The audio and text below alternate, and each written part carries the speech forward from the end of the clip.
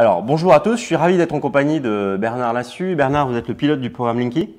Eh oui, donc bonjour, bonjour à vous. Alors, vous êtes à la tête d'un projet à l'échelle mondiale qui est sans précédent aujourd'hui. Alors c'est vrai que la France est confrontée à un enjeu d'éco-transition très forte et donc nous avons devant nous des challenges sur les énergies renouvelables, sur les véhicules électriques, sur la prise, je dirais, en main de sa consommation du client. Amener du confort, voilà, il y a énormément de gens qui sont concernés par cela. Donc nous développons un nouvel outil, une nouvelle infrastructure qui va permettre, je dirais, de créer et puis de rendre réelle l'ambition de la France concernant sa transition énergétique. Alors, quelques chiffres quand même, parce qu'à ce jour, vous êtes quasiment bientôt à 10 millions de compteurs déployés. Oui, dans 4-5 semaines, on sera à 10 millions de compteurs déployés. On en donc déploie 30 000 par jour. On a pratiquement 4 000 installateurs sur le terrain. On produit 700 000 compteurs sur le territoire français par mois. Voilà, c'est exactement. Alors, aussi, quand on dit sans précédent, je crois qu'il n'y a pas d'équivalent mondial aujourd'hui lié à qui peut être associé à ce projet. Si je retire la Chine, je pense qu'il n'y a pas de précédent. Enfin, c'est pas tout à fait vrai. Il y a des précédents, par exemple, en Italie et en Espagne, mais avec des technologies qui sont moins sophistiquées. Oui. Mais là, donc à ce jour, je pense que ce programme Linky est certainement un des plus beaux fleurons en termes de mise en place d'infrastructures pour le réseau électrique. Qui se traduit par un vrai intérêt d'autres pays sur ces sujets-là.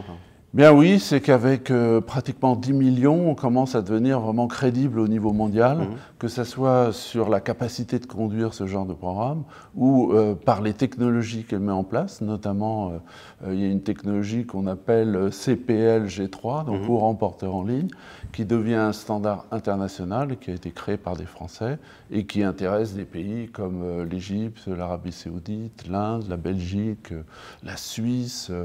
Et j'en passe, on est interrogé par énormément d'acteurs au niveau monde.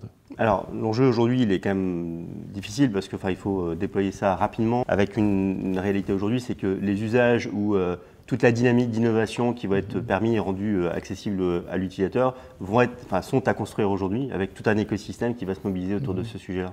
Vous avez 4 parties prenantes qui sont très importantes et qui donc vont se servir quelque part donc des données et des informations et des services que l'on crée directement avec le compteur Linky et puis toute la chaîne communicante qui est associée. Vous avez les villes. Par exemple, la ville de Lyon, qui est full Linky, met en place des écoquartiers, comme le quartier Confluence. Vous avez les fournisseurs d'énergie qui commencent à créer des nouvelles offres. Il permettra de voir arriver de nouveaux opérateurs. On ne pouvait pas attendre sur certainement de nouveaux opérateurs. Là, je les laisse arriver. Je pense que bon.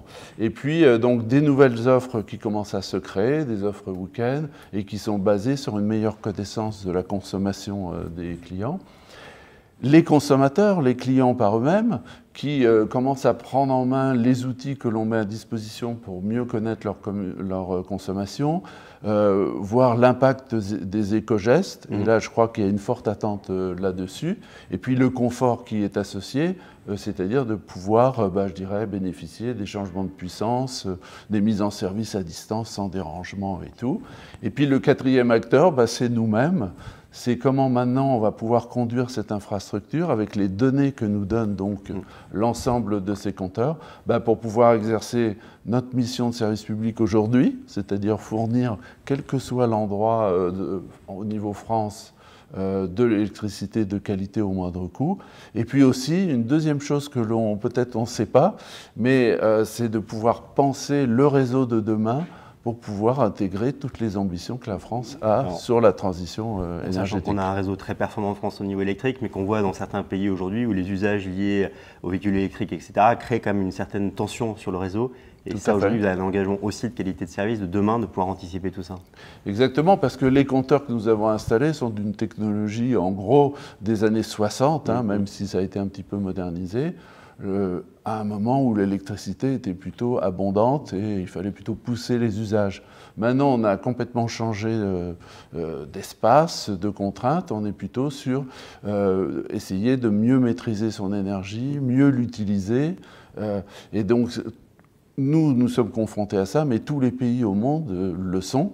Et on le voit par exemple sur des pays qui ont un peu plus d'avance que sur nous, par exemple les États-Unis et autres qui ont 4 à 5 ans, eh bien, utilisent ces données notamment pour pouvoir avoir, par exemple, anticiper les coupures, anticiper les arrêts, avoir une meilleure qualité de fourniture. Et ça en prenant en compte des enjeux liés à l'environnement, liés à la météo, etc. Exactement. Alors, quand même, on est en train de préparer une infrastructure sans précédent à l'échelle mondiale, bientôt 30 millions de compteurs. Est-ce que là, pas là, effectivement, il y a une vraie opportunité pour tout l'écosystème d'innovation autour de l'IoT parce que je dirais c'est un projet qui est visible, donc aujourd'hui c'est le moment de se dire qu'il y a peut-être de l'innovation à apporter dans les usages.